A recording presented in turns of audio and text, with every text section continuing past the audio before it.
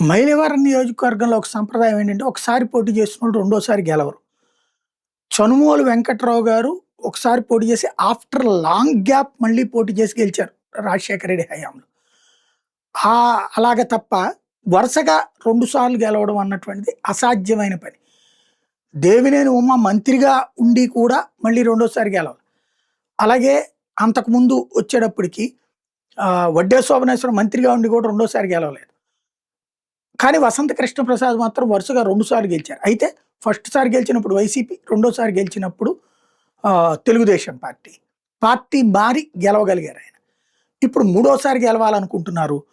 క్రిందటిసారి దేవినేని ఉమాతో అయితే తట్టుకోలేకపోయారు. కానీ దేవినేని ఉమాకి టికెట్ ఇవ్వకుండా వసంత కృష్ణప్రసాద్‌కే టికెట్ ఇచ్చి తెలుగుదేశం పార్టీ మొదటిసారి గేమ్ ప్లే చేయడం అన్నటువంటిది కీలకం. దేవినేని ఉమా ఇప్పటికీ నెక్స్ట్ ఏంటి అంటే ఎమ్మెల్సీ ఏమైనా ఇస్తారేమో అని చూస్తున్నారు. అది అట్లా ఉండిపోయింది.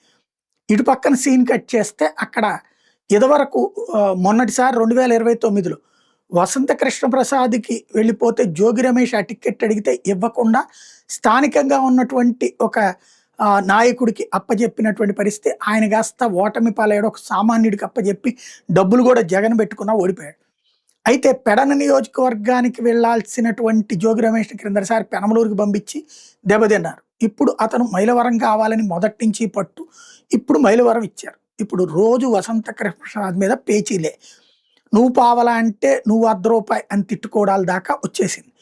నిరంతరం షాకులు ఇస్తున్నాడు వసంత కృష్ణప్రసాద్‌కి ఇప్పుడు జోగి రమేష్.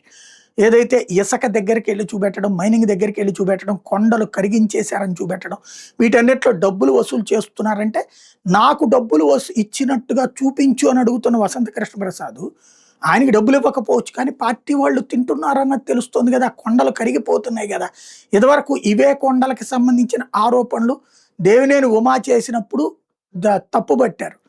ఇప్పుడు జోగి రమేష్ చేసినా తప్పుడుతున్నారు. కొండలు కరుగుతున్నాయా లేదా, ఇసుక అక్రమంగా తరలిపోతుందా లేదా, ఇల్లు కట్టుకునేవాడికి ఇసుక ఇవ్వాలి కానీ అమ్ముకునేవాడికి ఇసుక ఇస్తే ప్రయోజనం ఏంటి అన్నది ఇక్కడ కీ పాయింట్.